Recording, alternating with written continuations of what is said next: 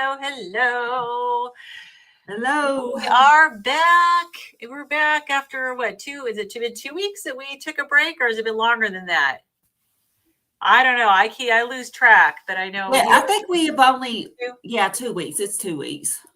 Yeah, Renee and I were traveling first week, and then Renee was sick, so we're like, glad you're on the mend, which is good. No fun being sick. So I am at a different location. So I got my daughter and son-in-law got out of the lease on their apartment and they moved into our house. And so my studio is now reclaimed by her. Oh.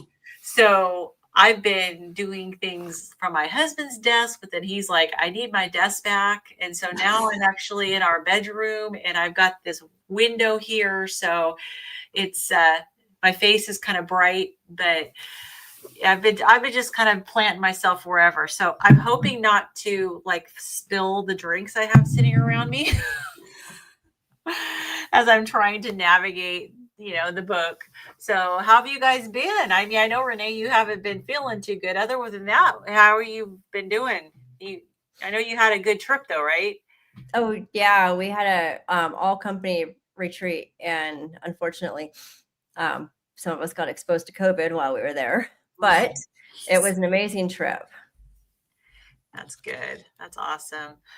All right. What about you, Carrie? Oh, things have been going pretty good. The day job is very hectic right now. We're actually interviewing for a position that was vacated like in the late spring, and they finally approved us to fill it. And we had 189 applicants to go through. Oh my word. So, wow, that's crazy. I know. And so we're trying to, we've narrowed it down some. And so we're still going to work through that process. But then I get to be the lucky person who does all the scheduling and stuff for the interviews. And so me and one of my coworkers are going to be doing the first round interviews. So yeah, it's just, and that's just in addition, we're getting some applications, ADA compliant and different, so there's just a lot going on. Yeah. And then we were supposed to see Alice Cooper and Judas Priest. It was a week ago, Sunday. It was when you, Renee, texted us all and said that you were, feeling bad. And we were already at the venue and everything. And all these bad storms just moved through. And basically, like they were telling people we had to evacuate. And so we were trying to just hide in the bathrooms or something. Well, then they chased us out of the bathrooms. And so I ended up getting soaking wet but they did finally cancel the show. And so what a bummer. Yeah, but it's rescheduled for Tuesday. Yeah, so next Tuesday we're skipping because Carrie's going to be having fun at a concert. On the second row, man, primo seats and everything. Yeah. Yep. And since we met last, Carrie and I actually met up and had lunch together. Yep. I was in Tennessee, in her neck of the woods. So that was great. She took us to a local diner near her. The Flat Tire Diner. Yep. And it was good food. And I know it was funny because you were like, I'm sorry. You were apologizing for bringing us to a little diner. I'm like, I love diners. Yeah. It's a little local place. And I don't know. I mean, you can go to the chains anywhere, but they have super food. I mean, they're really highly recommended, just on all the locals pages and stuff. So yeah, some of these local diners, their food is so much better than the chains for sure. So that was definitely the case, and it was nice. It was great to actually see in person. It's different, I mean, Renee and I got to see each other when I was in Phoenix. It's different when you actually get to give hugs and see people face to face. Yeah. It's nice. So awesome. Well, we are, just for anybody who's watching this who is new, we are going through this textbook, which is a ketogenic textbook. It's actually literally a medical textbook. So it's called Ketogenic, the Science of Therapeutic Carbohydrate Restriction in Human Health. Okay. So since we met last, so this textbook is edited by the Nutrition Network. So Adam Lacey, who's also part of Healing Humanity, but from Carnivore Today, him and I work together very closely on our membership site. He has kind of twisted my arm to sign up and get certified. with. Oh, Yes. So, woo! You are. Look, now you're really gonna have to learn all these big long words and acronyms and. I know. I'm gonna have to actually like literally study and remember things. But it'll be worth it. And so I guess he said there's like a fire sale on signing up on Black Friday. Oh, It's like half off. So that's the plan, is to sign up on Black Friday and get started. And then I guess there's like you go through the program self-paced, and it, maybe it could take a few months or whatever. Did you do this one, Renee? I did It's similar, right? Primal Health. I did Primal Health Institute. I Primal Health. did their applied keto dietitian. Okay. So, but it's probably similar. Mm-hmm. Yeah. Self-paced, and it was 50% off on Black Friday last year. Oh, okay. So there you go. If you're watching this and you're really interested in this sort of certification, look out for the sales on Black Friday. But apparently, once the initial program is done, there's another part that's apparently very intense, and there's a cohort starting in March. And so the goal is to be part of that cohort. Adam's going to be part of it. And I heard that Dr. Nelson's going to be part of it as well. Nice. So I don't know if it's the exact same cohort. I keep saying cohort. I don't know why I want to say that. It keeps coming out of my mouth, even though I know it's cohort. Anyways, I don't know if it's the same one for the doctor as it is for everybody else. I don't know, but apparently Adams and Dr. Nelson seemed to indicate that he was going to be in the same cohort with him. So maybe. So we shall see what happens. But if I'm losing hair, pulling my hair out, after end of November, you'll know why. So. Yeah, but you'll be a step ahead of us, because both of y'all are going to be a step ahead of me, especially because you're actually going to, Renee has been through a certification already. And then now, Lynn, you're going to be doing it and actually remembering it. So I hope, got my 57-year-old. So you'll have to drag me along with you. Maybe. I don't know. We'll see. It'll be interesting. I honestly thought I was done with education. But honestly, I'm a lifelong learner anyways. I think I thought I was done with formal education, but I think I'll be glad I did it, so. I was done with formal education. I just did 2 programs back to back. Right. 3 programs back to back. So. And you survived. I did. She is here. Yes, exactly. So all is well. Okay, so we left off did we leave off on the 3.4.2.3? Yes, or that's where I have it marked. Yeah, the therapeutic carbohydrate restriction in type 2 diabetes, guiding the patient. And do you guys remember who read last? I think it was you, Carrie. I think it was Carrie. Yeah, I read last. Yeah. Okay, I'll start reading. I think it's probably been a while since I've read. So I'll start reading. Get some practice in. Yes, exactly. And okay. And I'm going to have to hold my book up because I'm literally on a TV tray because I've been displaced from my usual location. My book is propped on my laptop or on my keyboard tray, and it keeps sliding. So it's like, yeah. Oh, we have Miss I don't know if I'm going to pronounce this right because I'm assuming it might be French. It's Miss Laugh a Lot. Oh, Laugh a Lot. If it would be Laugh a Lot, that'd be awesome. It could be La Folie. Would it be E.T. if it was La Folie? Sorry, us dumb Americans, we don't know how to pronounce things. My husband's Canadian, and he used to just tease me like crazy when I first met him because I didn't know anything about Canada. And Canadians have to learn about the United States when they're in school, and we don't learn anything about Canada. So love Canadians. I'm married to one, but my dad's Canadian. Yeah, but so sorry about our ignorance. I do know that I learned long time ago that you have a prime minister and not a president, and you have provinces and not states. And so my husband's from British Columbia. Type I 1 like to study diabetic. foreign politics. So like I watch YouTubers from the UK and from Australia, from Canada. It's just a little side hobby. Oops. Oh no. I hope her TV tray didn't fall over. Right. But yeah, I do enjoy Sorry about different Are you politics. okay?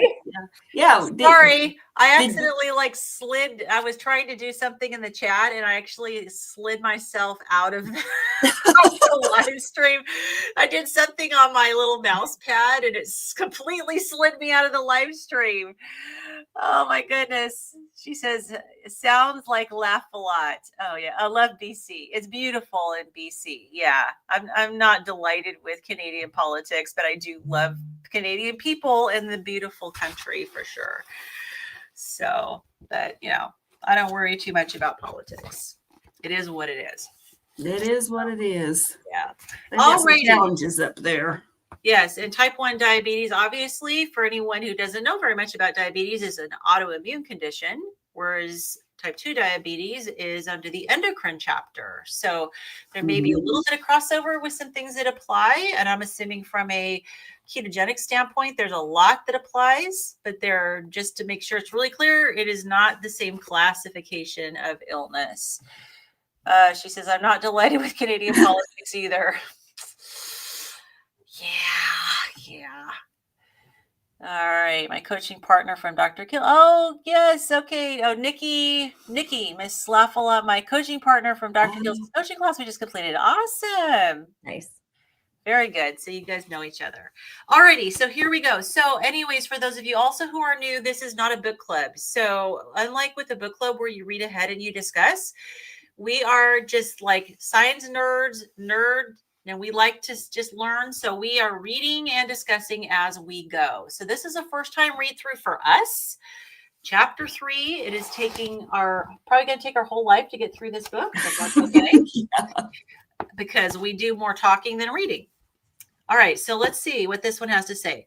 So health providers who are willing to support patients with therapeutic carbohydrate restriction should ensure they are comfortable with the guidelines and science of therapeutic carbohydrate restriction. Interventions can either take place individually or in group settings, and ideally should also have the help of diabetes nurse practitioners, and if possible, dietitians and or health coaches, depending on the individual's need. And in my experience, and probably yours too, Renee, in the medical field, I've never met a diabetic nurse educator or a dietitian or nutritionist that promoted a ketogenic lifestyle. Only in my new job. We have a lot of health coaches who are also nutritionists and and dietitians. We employ a lot, and this is the only place I've ever worked that remind us where you work. Virta Health. We are going to reverse diabetes and metabolic disease in 1 billion people. Beautiful. There you go. Beautiful. Okay, so a place like Virta Health is where you need to be getting your health care. Yeah, and it's all ketogenic. It is all ketogenic. Beautiful. Okay, so there are 5 main areas that need to be dealt with when counseling patients about therapeutic carbohydrate restriction in type 2 diabetes. So number 1, education on carbohydrates, what foods contain them, and how to count carbohydrates. Okay, I'm going to talk a lot, I'm sure, because this is something that I remember just as a former GI nurse, when talking about carbohydrates, it's amazing how many people don't realize that lettuce is a carb. Even though it's low, it's super low. Green veggies are carbs. A lot of people think the carbs are bread. Right. Or pasta or potatoes. So this is a good thing because people need to understand that their fruit and their green veggies, their leafy greens, and all of those other kind of lower starchy carbs are still carbs. Avocados have 12 grams of carbs in it for a small avocado. I mean, it's Wow. absolutely phenomenal. Like Wow. what, Mhm. like, that's how come carb creep can happen so fast with people who eat vegetables. Yeah. Yeah. So with people, even carnivores who eat avocados for the fat, realize you're getting carbs. Yep. Yeah. And if you're keto and you're okay with it, just make sure you track them. Make sure you're aware of it. So yeah, your body thinks everything is sugar. Exactly. So even protein is, and you get a little bump in your blood sugar for protein. So absolutely. I don't know, when I was working in the hospital, honestly, the type 1 diabetics were so in tune with controlling their blood Yep. sugar that it was kind of like, you tell me what you need and I'll make sure the doctor has it ordered for you, because they know it's life and death. They know how to control their blood sugar really well. Absolutely. So Bill says stick of butter, 92 grams of fat, probably depends on type somewhat. Yeah, there's lots of fat in butter. Mhm. So, okay. So number 2, what can be eaten? Obviously. Number 3, structured monitoring of glucose concentrations. So basically a plan for monitoring your blood sugar. Number 4, de-prescribing medication, which is something you'll never hear in traditional medicine. 5, common challenges encountered with therapeutic carbohydrate restriction. Okay, so then the next section is on education on carbohydrates. In general, patients need to understand that carbohydrates are the macronutrients that release glucose, fructose, and galactose. And these are the main monosaccharides that cause glucose concentrations to rise. They need to be educated on which foods contain them and the approximate values of carbohydrates in those foods. In this regard, a list may help them. So for example, table 3.2, which I think I may have to present it again because I got booted out. I think I have it here somewhere. Table 3.2. Is this it? Maybe not. No, that's it's not a the list of one. common carbohydrate containing foods. There you go. There we go. Okay, so I'll leave that up while I read this. Okay, and we can look at it too. So a teaspoon of sugar, 4 to 5 grams, a slice of bread, 15 grams. Okay, so this is not necessarily in order of the greatest, like the lowest to the highest. So what's the highest on here? 100 grams of spaghetti is 75. Lord, there's a slab of chocolate is 62 grams. Wow. So I think that's the highest one. Yeah. So with the spaghetti, you're not going to eat it uncooked. So cooked, it's Isn't that crazy that you lose that much in the carbs just by cooking it? Yeah, yeah. Well, the potato water contains a lot of those starches that cook out of the or it's not potato water, the pasta water. Yeah, that's crazy. Yeah, interesting. So fizzy sugary drink, 28 carbs. I don't know anybody who eats a plate of cereal. A plate of cereal. That is odd, isn't it? I know. So you have to make sure you spread it out equally on the on the plate. Like what size plate? Well, this is true too. Okay, so that's going to be when I take this course, that's going to be feedback. You guys need to fix that because that is too subjective. That's very subjective. I mean, are we talking about one of those big giant platter? Well, I guess they would say platters in, but you know what I'm talking about. They have those big serving plates. You could. Yeah. It's a plate. Yeah. And who even puts cereal in a plate anyways? It should be like a cup of cereal or even a slice of bread. They could be different slices. Yeah, like maybe have a weight of bread, like how much it weighs or something. It's definitely that. That's a weird one. Or a measurement. Well, I guess so. If they talk about a slice of bread, I mean, there's a standard size, like if it's in a loaf. So that's probably what they mean. Yeah. Yeah. Maybe that's why those two have the approximate sign next to them instead of the equal sign. Yeah, definitely. But I don't understand the plate of cereal. No, I don't either. I don't get that one. I don't know. And apparently it's in Canada. They don't use plates for cereal either. Yeah, they do some stuff differently up there, but not plates for cereal. Oh, yes, a little life or death. Yes, thank you. Yes, exactly. Some people don't realize with type 1 diabetics absolutely how crucial it is. So they think it's like type 2 diabetes, but it's really not. Okay, so from the above evidence, the aim is for patients to reduce carbohydrate consumption to about 30 grams per day. All guidelines agree that refined carbohydrates, so for example, sugar and sweetened beverages and processed foods or snacks, should be avoided, and that only foods containing natural carbohydrates should be eaten. However, a high intake of fruit and starchy foods may also need to be avoided, as these contain high concentrations of carbohydrates. Well, what happens a lot too is people will be recommended to eat fruits and vegetables, and of course they think because it's a fruit that it's good for me, and of course that's not true. Right. And most people would probably eat the fruit instead of the vegetables just because they prefer the taste, Right. I always thought it was interesting that they lump fruit and vegetables together. So Yeah. when they're talking, but it's very different as far as what you're getting.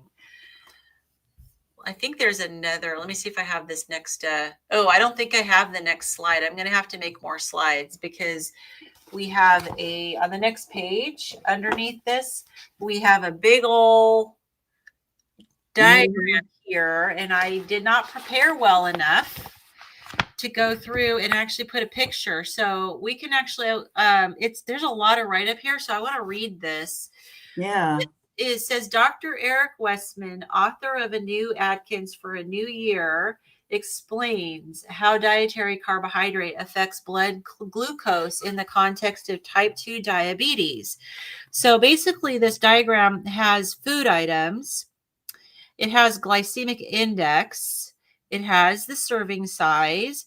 And it actually says too, how does each food affect blood glucose compared to 1 teaspoon of table sugar? So so let me just, knowing that that's what's on there, you can see that the black line is what's answering that. Like, how is it impacting your blood sugar compared to a teaspoon of sugar? Or 4 teaspoons of table sugar. Okay, so the write-up on this says, an understanding of just how little glucose is contained in the bloodstream may give a better insight into the relationship between food and diabetes. The amount of glucose in the human bloodstream is very tightly regulated. The amount of serum glucose in an adult with a serum glucose concentration of 5.5 millimoles per liter or 100 milligrams per deciliter, and 5 liters of blood is about 5 grams. This explains why a heaping teaspoon of table sugar or a few medium-sized strawberries, each approximately 5 grams or 500 milligrams of carbohydrate, can raise blood glucose concentrations by 2.77 millimoles per liter or 50 milligrams per liter, because the blood contains only about that amount of glucose at any given moment. Normal serum glucose ranges from 80 to 99 milligrams per deciliter. And when a fasting serum glucose is elevated to 5.55 to 6.94 millimoles per liter or 100 to 125 milligrams per deciliter, the diagnosis of impaired fasting glucose is made. These small changes in concentration in serum glucose represent changes in the amount of glucose in the blood of only a few grams. That's amazing.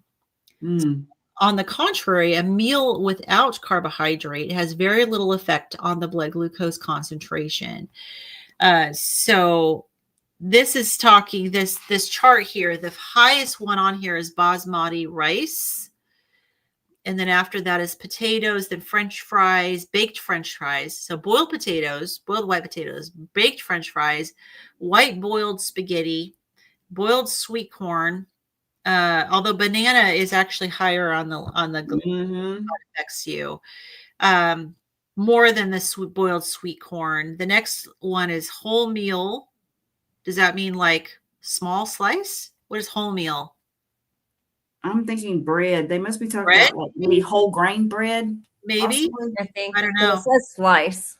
Yeah, it says per slice. And then an apple is next, and then frozen peas, and then broccoli, and eggs is 0. Yeah. So it says other foods in the very low glycemic range would be chicken, oily fish, almonds, mushrooms, cheese. But then you got oxalates when it comes to almonds and, yeah. So that's what that chart. And then it does reference the effect. A meal without carbohydrate has very little effect on the blood glucose concentration. So we have another chart here, and it shows 3. Again, I'm sorry I don't have these actually on here to show, but it shows 3 just the charts that they track. So one is a fasting, the one at the very bottom, and this is showing the impact on blood sugar. So the other one is what is that carbohydrate carbohydrate free. Carbohydrate free, and then there's a standard diet. The standard diet like yo-yos. Yeah. So the standard diet, it goes up and down, and so the middle one is just a no carb diet, and you can see it's a little different than fasting. Fasting is the very bottom one.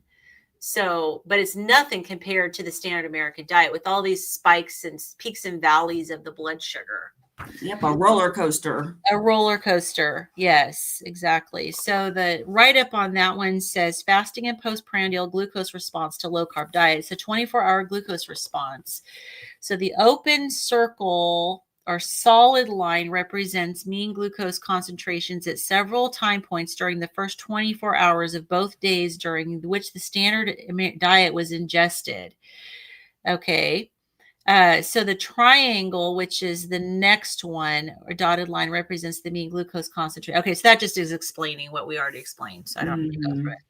So it says other helpful resources could include books. So, for example, The Drinking Man's Diet, or websites. It mentions carbohydrate-counter.org, or reading nutritional labels. So I'll just do this little last paragraph, and then one of you can pick it up. So what can be eaten? While food choices will differ based on individual preferences and cultural dictates, there are general principles which can be followed to ensure low carbohydrate intake and adequate intakes of protein and fat. A simple list can be used to give broad principles. So that was the table that we showed. Many patients may find it helpful to see a dietitian for advice on healthy low-carb diets. In general, unprocessed saturated or monounsaturated fats from natural sources. Now, this is actually recommending both animal and certain vegetables like olive and coconut oils, which are less bad than seed oils. So not as good. I think my personal opinion, not as good as animal fats. What is your work promote? Do they encourage olive oil and coconut oil as well? And avocado. Yeah. Not seed oils though. We're very much seed oils. Right. Yeah. I mean, if you have to, so these oils are just pressed out of the fruit as opposed to having to go through a lot of chemical processes to extract them. So they are generally considered healthier. So let's see. Okay, so the unprocessed fats are viewed as healthy, whereas polyunsaturated fats from seed or processed vegetable oils should be avoided. Okay. Yep. And I wonder if I don't see any mention of it, but I know that a lot of people get tripped up over the like the net carbs versus like just number of carbs. And I've always, for me, when I was doing the carb counting thing, I would just count. Well, I started out doing net carbs, but then that was really hard to do. And it seemed like you always ended up getting more carbs than you thought you were. And so then it would just be like the total carbs. But I know Dr. Berry advises people to just look at the carb total if that's how you're doing it, and don't factor in, because the net carbs on a label will really throw you off, because you might be ingesting 25 grams and then it'll say only 10 grams net or whatever. But That's tricky. That's tricky. My understanding too is that it relies on the assumption that fiber has a net zero effect on your health. And because they just, they subtract fiber and they subtract sugar alcohols from your carbs. But honestly, I don't think fiber has a net zero. No, you don't digest it, but it's very pro-inflammatory.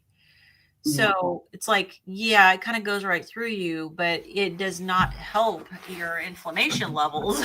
It's very inflammatory. So if you have, I know when I was on a ketogenic diet for a couple of years, and I went back and forth between total carbs and net carbs. From a psychological standpoint, I found that when I was doing net carbs, I allowed myself a lot more stuff. I was like, woohoo, I could eat this bread and low carb bread, but it was still mostly bread. And that's an oxymoron. Low carb bread or keto bread. Never got rid of the inflammation. So that's just something for people to think about, if they're not carnivore or ketovore like we are, to just be cognizant of that, because that can really, if you look at a package, which I don't eat in general, 99.9% of the time, I don't eat packaged stuff anyway. But if people are counting carbs and they're looking at packages, just go by the total carbs, the total carbohydrate. Right. You exactly. Be better off. So they have a nutrition label here that actually has glycemic carbohydrate listed here. Have you guys seen a nutrition label that says that? I've never seen one. No, I thought that was interesting. Wonder where that's from. I don't know that that's in the United States. I don't know. It says here on the little thing that's pointing to it, glycemic carbohydrates or total carbohydrates. So it's basically the same thing as total carbohydrates. So I don't understand why you'd put glycemic carbohydrates. That to me, that kind of almost sends, I don't know. Is that telling people it has to do with blood sugar and it raises your blood sugar, or what message is that sending to put that? I have no idea. I don't either. I have never seen that before.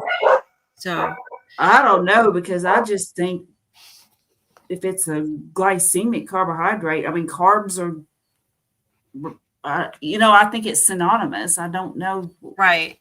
It would be nice if they put a glycemic index on the product, on the nutrition label. That could be helpful. All right, Renee, are you feeling well enough to read, or? Sure. My dogs are barking because my husband just got home from a business trip. So happy. Hopefully they'll keep their mouths quiet-ish. Hey, Daddy's home. Yeah. Are the table 3.3 examples of foods that can be eaten on a low carbohydrate diet? Eggs, full fat meats, chicken with the skin, fish, leafy green vegetables, avocados, olive oil, coconut and coconut oil, fatty nuts with almonds and macadamia nuts, cheese, full cream, milk, and butter. I'm going to shut my office door. Hold on just a second. Okay. Yeah. So that's a low carb diet. So it does include some carbs, but it's very low carb veggies. Okay. Structured monitoring of glucose concentrations. In the past, glucose monitoring in type 2 diabetes has been done in an unstructured manner, mainly in the belief that monitoring is only needed in those who are on insulin. In practice, many patients only measure fasting glucose concentration if they measure at all. More recently, structured monitoring, including pre and post meal readings, have been studied and found to produce significant benefits in improving glycemic control. We have found that self-monitoring in patients helps patients in understanding how food affects their glucose concentrations, allowing for better choices to be made. We advocate intensive monitoring of meals, especially in the first few months after starting low-carb diets, and give handouts to patients. Figure 311. That's not even on this page. It's not even on this page. No. So, it's a handout. Okay, I see. It's Oh, yeah. Okay. Oh, so it's basically just a chart, so you can keep track of what you're eating and your blood sugar. So it has the date, the day, the time that you took, that you took the reading, and it tells you, it has slots for you to put your blood sugar, then what you ate for breakfast, then your postprandial blood sugar, spiking up or down. You can mark that. So it's for the whole day. So it's just a form to fill out to keep track. Yeah. Okay. Post-meal readings are best done 60 to 90 minutes after eating starts, as many studies show that the glucose spikes occur in that time frame. Patients are also encouraged to bring in their glucometers for download purposes or use cloud-based systems to store their data, which can be accessed by their healthcare providers. These provide valuable feedback to healthcare providers and are also used to support and encourage patients. Figure 3.12. Oh my. Oh, that's just a chart, I guess, of what their patterns The are. glucometer. Yeah. It's just their sugar readings. And it's just a big chart with all of their blood sugar readings. Mhm. From a continuous glucose monitor. Is that it? No, that's from October down. to February. So it's like months worth. Oh yeah. So it's all but I think what it's showing is that their blood sugar started out high and then it went down and it stabilized. Mm-hmm. Yeah. It's amazing what happens when you start watching. Yeah. So it's interesting. So the having them check it in that 60 to 90 minute window is definitely interesting, because I know that, we would, postprandial was always considered after 2 hours. So you're looking for something different. You're looking to see that it's returned to normal. Right. So checking it from between 60 and 90 sounds like it's very specifically looking for spikes. Yeah. So if you wait to do a postprandial, you could very easily miss the spikes. Right. Mm-hmm. Yeah. So that would make sense. Let's check it earlier so that we can see the spike. Yeah, see the spike and how much it is and know if you need to cut back some. Yeah. Yeah, definitely. Okay. Mm-hmm. CGM data is particularly useful in patients as it gives constant feedback, especially in those who are on insulin. So I'll read this figure 310, a lower carb diet for type 2 diabetes. In this condition, your metabolism can no longer deal with sugar, which becomes almost a poison, so its consumption needs cutting back dramatically. Sugar, cut it out altogether. Although it will be in the blueberries, strawberries, and raspberries you are allowed to eat, cakes and biscuits are a mixture of sugar and starch that make it almost impossible to avoid food cravings. They just make you hungrier. Reduce starchy carbs a lot. Remember, they digest down into surprising amounts of sugar. If possible, cut out the white stuff like bread, pasta, rice, and breakfast cereals. Mm-hmm. All green vegetables and salads are fine. Eat as much as you can. Turn the white stuff green so that you still eat a good big dinner. Try substituting veggies such as broccoli. I don't even know what courgettes is. Or green. I don't know what they are. Courgettes.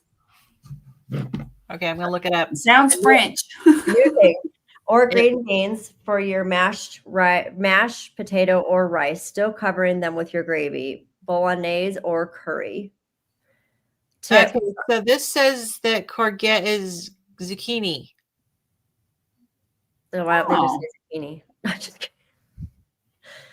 So it's like making zucchini noodles. It's called the term courgette is commonly used in the UK. Yeah, whereas zucchini is more prevalent in the US, Canada, and Italy. And courgette is more in the UK and France. Courgette in French means small squash. Okay, well. There you go. Fancy word. Hence the et. Yeah, that's true. It. Yeah. Tip, try making homemade soup. It can be taken to work for lunch and microwaved. Mushrooms, tomatoes, and onions can be included in this. Aldi and Tesco now sell cauliflower rice. And Tesco is kind of like the UK Aldi. Mm-hmm.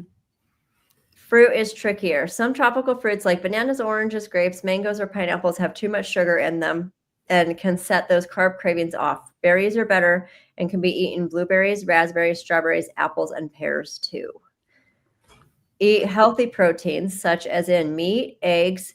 3 eggs a day is not too much. Fish, particularly oily fish such as salmon, mackerel, or tuna, are fine and can be eaten freely.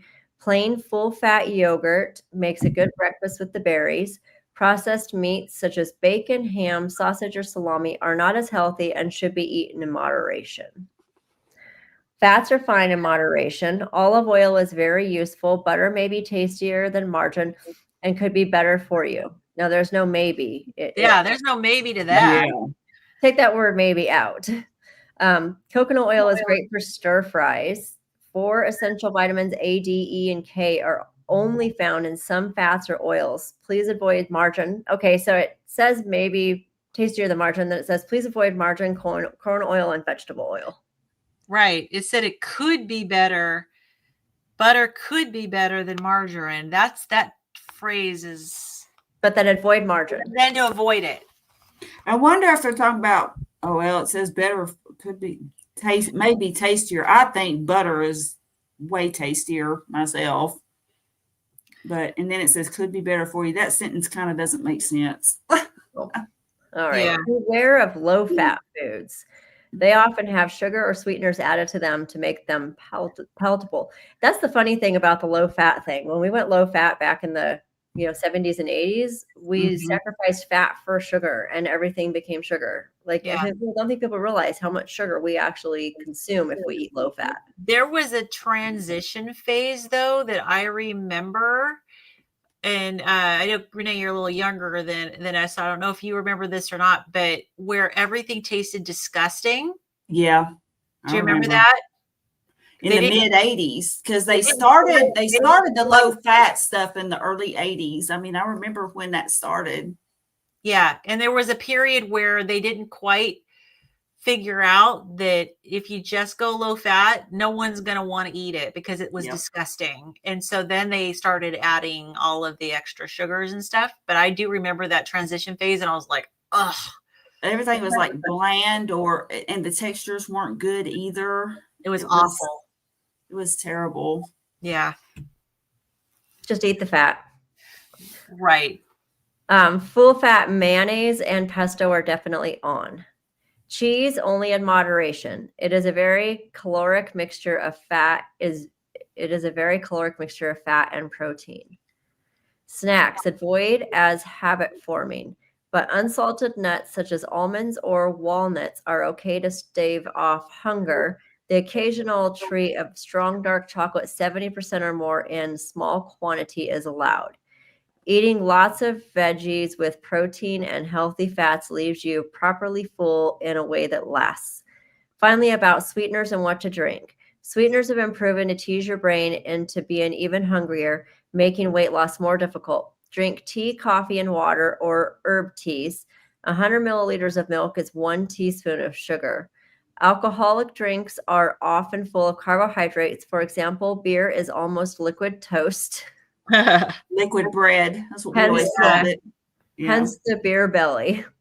Perhaps the odd glass of red wine wouldn't be too bad if it doesn't make you hungry afterwards, or just plain or sparkling water with a slice of lemon.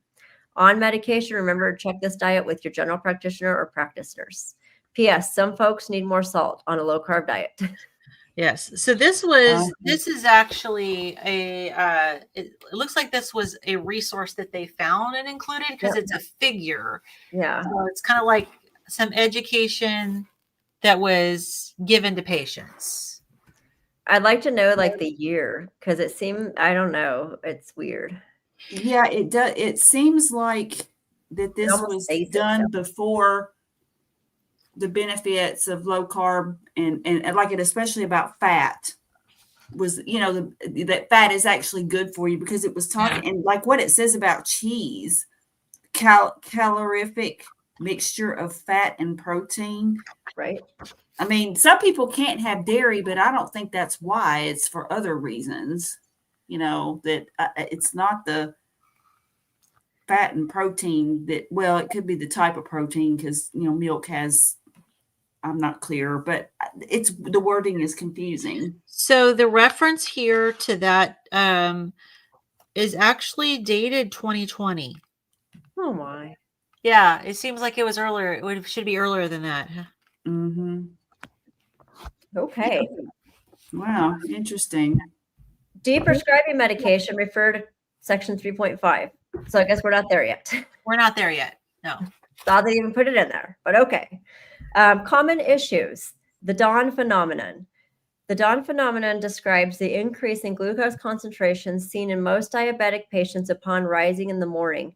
Many patients who start low-carb diets are confused by the high concentrations of their glucose in the morning, yet find their concentrations decline satisfactorily as the day progresses, and they keep their carbohydrate intake low. The cause of the dawn phenomenon is the increase in growth hormone, which increases in the early hours in the morning, usually before waking, and drives the release of glucose and insulin resistance from the liver. Experience has shown that as patients continue the low-carb diet, the dawn phenomenon is attenuated. Constipation, see keto flu below. Mm-hmm. Which is then the very next thing. Okay, soon after starting a low-carb diet, patients may experience adverse symptoms related to the change in diet, often known as keto flu. Symptoms often start in the first week, and patients describe varying symptoms, but commonly headaches, nausea, lightheadedness, fatigue, irritability, lack of motivation, constipation, halitosis, muscle cramps, bloating, diarrhea, and rash. These occur due to the insulin-lowering effects of reducing carbohydrates and the subsequent loss of sodium, potassium, and water. Natriuresis. In general, most symptoms are transient, lasting a few days, with bloating, cravings for carbohydrate foods, and mood improving early in changing to low-carb diets. In those that may experience prolonged symptoms or even mitigate the onset of the symptoms, many clinicians suggest extra intake of fluids to thirst and salt 0.5 to 1 teaspoon in the early days, with or without, oh my goodness, a slight increase in carbohydrate intake up to 25% of calorie intake or 130 grams a day. Exercise initially may need to be reduced, and for some patients, an increase in fat intake may be required. Yeah, I would think that for most people, an increase in fat would be required because so many people don't eat enough. Mm-hmm. So part of management, I would think you'd need to ask them to start tracking their macros so that you can get an idea of where their actual macros are. Yeah, because it is talking about tracking their carbs, but that I would think that you would also need to just make sure you're getting enough protein and more fat, because what I have found, and I know that different people are different, but for me, what I have found is I feel better the more fat I eat in relation to the protein. That's just me. Yeah. But I know that people are different. I don't necessarily add more, but I find, for example, if I eat a really fatty steak, I just like everything just feels better, like after I've eaten it. Yeah. My mood seems to be better. I don't know. It's just, I can tell a difference. I can tell if I'm not getting enough fat, because I don't consciously add fat to stuff. I will sometimes, like I keep a stick of butter in the refrigerator and I'll just like take a bite out of it. And don't worry, if you come to my house, I won't use that butter if I fix anything for you. I have other butter, but I mean, I keep my bite butter in there and I'll just like take a big bite. Look who's here. Mike. Unintended consequences, more good fat, feeds the brain that zombies love. Otherwise, it's good. Yay. Mike is here. It's been a while since we've seen you. It's been a while. Renee, do you know Mike? Hmm. Mike he's hilarious. He's hilarious. He's usually He's usually our comic relief. So I don't know, Mike, have you been here since Renee joined us and Kim could no longer be with us? So he was on a lot when Kim was here, and he was always cracking jokes. So oh yeah, he has some good ones. yeah, it's good to see you. Okay. Alrighty. Gout. Patients with diabetes often have gout associated with metabolic syndrome. Experience by clinicians has shown that some patients prone to gout may experience flares of their gout attacks within weeks of starting a low-carb diet. This may cause clinicians and patients to believe that gout is caused by carbohydrate restriction. Uric acid concentrations have been shown to increase through the high intake of fructose and its subsequent metabolism in the liver. Uric acid excretion is also reduced when insulin concentrations are high. However, the mechanism by which low-carb diets may induce gout is related to the effect that increasing ketone concentrations have on the excretion of uric acid from the kidneys. In the kidneys, an increase in urate reabsorption by urate transporter 1 occurs from the proximal tubule when high ketone concentrations of beta hydroxybutyrate and acetoacinate, I hate that one. I think it's acetoacetate. Acetoacetate. I won't remember. This may cause a hyperuricemia, which may induce a gout attack. In clinical situations, treatment for acute gout flares and attacks may be needed. However, experience has shown that if patients persist with total carbohydrate reduction with a reduced intake of fructose and reduced insulin concentrations, uric acid concentrations do reduce and gout attacks will attenuate with time. Okay, so I've heard that we get this question a lot with Healing Humanity, with our Q&As on Carrie's channel, like, what about gout? Mm-hmm. And so it's nice to read the actual scientific reason. I knew that having a flare of gout after starting this is really common. Mm-hmm. People will report it and then they'll be like, yeah, but it stopped. Right. But so this explains it as basically the high insulin is keeping the uric acid lower. So when you're lowering your insulin, it's the ketones cause the kidneys to reabsorb the uric acid, and they can therefore. So basically, your body is going to retain more. Is that the way I'm reading it? And then eventually it stops doing that. Right. So instead of actually excreting the excess uric acid, you're retaining it a little more initially. Yeah. Because of the ketones. Gout is the reason I can't get my dad to go carnivore is because of his gout, and he's scared that eating all the red meat and stuff is going to cause his gout to get worse. And I told him, I was like, it's going to get worse for a little while, but it's going to go away. It's stop having it. Right. Send him this paragraph and then have to dumb it down for him so he can understand what it says, because it's very hard. You know what you can do is you can copy and paste it or take a picture and put it in Chat GPT. Oh, and then have it tell me. And then tell it put this at like an 8th grade level or whatever. Yeah. Oh, good idea. Yeah. Yeah, it'll do that. But this is good because this is actually and there's little references here. So you can actually, there's actual data to back it up. But this is actually from a medical textbook. So maybe this will be helpful. Maybe. But that's also a shame, though, because doctors will tell people that going on a low-carb diet actually causes gout, and it doesn't. It doesn't cause it. Yeah. Gout is actually caused by the fructose and also alcohol. Yep. So Mike, short-term pain, long-term gain. Exactly. So Terry says keto, intermittent fasting helped a friend with gout. Excellent. Mm-hmm. Bill's back. He got some tallow coffee, it looks like. Awesome. Lean into the gout to get the gout out. Yeah, exactly. So, I don't know, people that have gout and they're controlling it by medication and everything, I always hear about them still having flares. Yeah. I don't know. Your dad still have flares even just he uses allopurinol, but I Yeah. don't think he takes it all the time. I think he only takes it when he has a flare. But I mean, some beers, like microbreweries, beers can cause him to have a gout flare up. Shrimp. He can't eat anything out of a fryer that had shrimp in it. Seafood. There's things that he says causes it, and I'm like, well, what are you eating with that food? Uh-huh. Yeah. Probably seed oils. Oh, I'm sure they're all fried. Yeah, I'm sure that's what they're cooked in. Yeah. And breading, depending on the way the shrimp is eaten, if it has breading on it, like some does. And I read this alarming thing the other day that said that beer is one of the highest glyphosate containing things in the world. Oh, wow.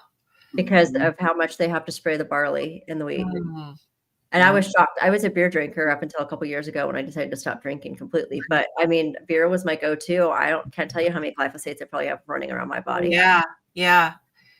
Which means that it's going to be a while before you can really detox. I mean, as it is, we're always still exposed to things in our environment, but getting your liver healthy so that your liver can properly do its job, you should be okay with a little bit of exposure.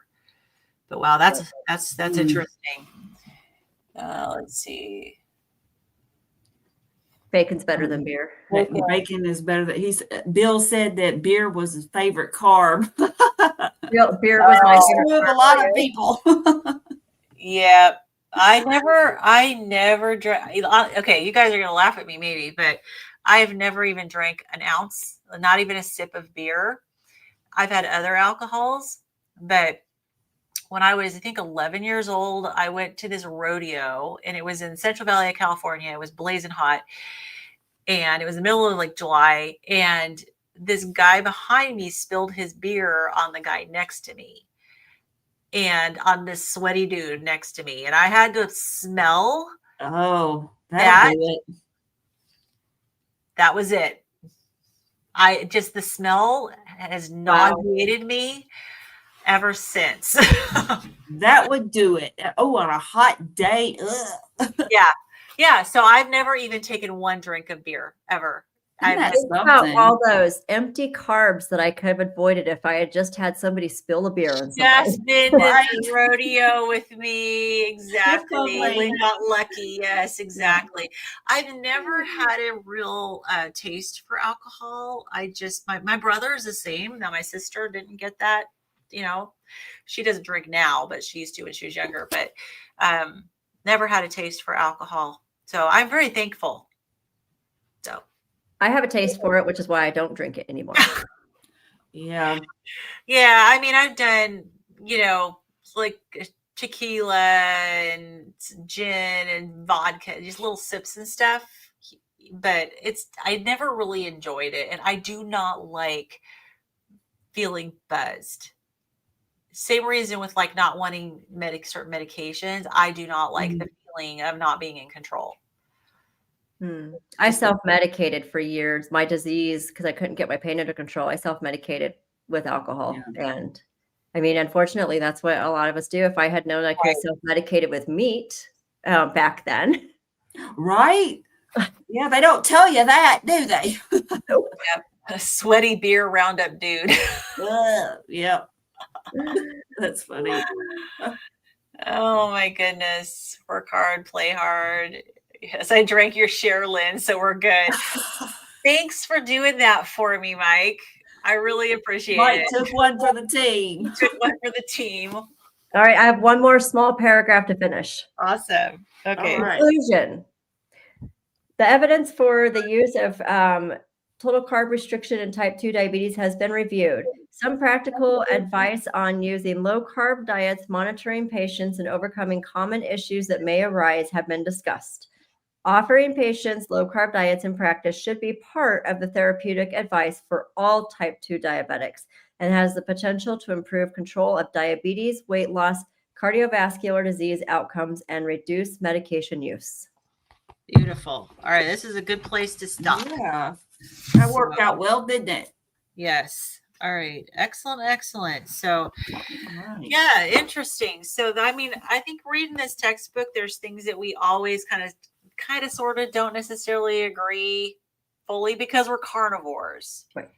you know. But for somebody who's coming from the standard American diet, it's a good place to start for sure. Or just pretend that you ate that way your whole life, like from a child on. If you ate just the way they said, you would be in great shape. It's just that, we've done so much damage. Those of us who have been on this earth for a while.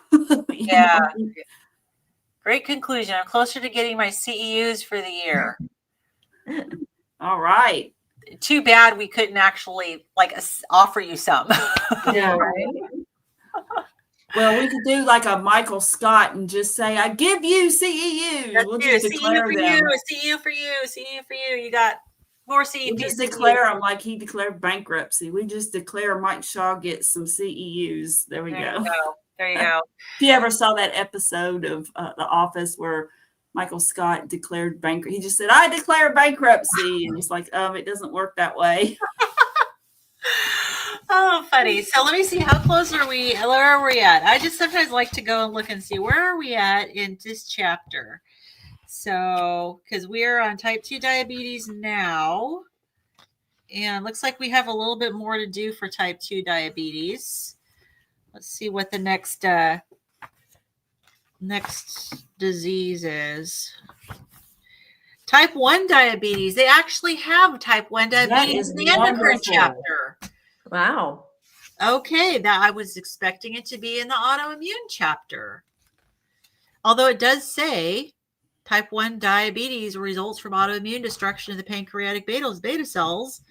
So it acknowledges that it's autoimmune. But it put it in here.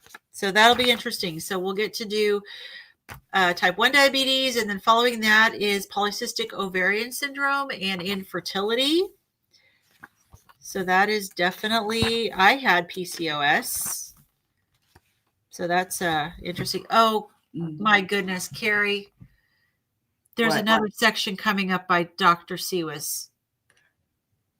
Oh, Dr. Siwas? Yes, how do you pronounce his name? Siwas. I hope it's not as confusing as the liver section that he wrote. Yeah, because he is such a brilliant person. I watch his videos and stuff, but the way that section was written was very confusing. It was just confusing. Yeah. So then we have thyroid. So we have a ways to go before. Yeah. This chapter covers a lot, but actually, Adam said that Dr. Siwas taught some of the course from the Nutrition Network, and he said it was so confusing there too. So, lucky me. Yeah. All right. Very good. Well, we appreciate you guys who have joined us. Bill, so he is getting caught up on watching our videos, which is, I'm so impressed. Think I'm still 4 months behind. You'll be ahead of us.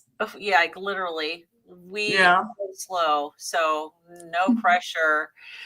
But anyways, okay, so next week we're skipping because Carrie's going to be rocking out at a concert. So we will with Alice Cooper and Judas Priest on the second row.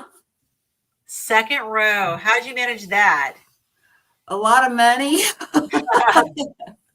I got tickets like right when they went on sale, so I lucked up on the seats. But I mean, I had to pay for them, but that's one of my indulgences is because I don't really buy a lot of stuff or anything, so when I have an opportunity, we just had amazing seats for Five Finger Death Punch and Marilyn Manson, and we paid for those, and we had amazing seats for Disturbed and 3 Days Grace, and we paid for those. You have got great taste. $800 a ticket for the Disturbed tickets. Wow, I can imagine though.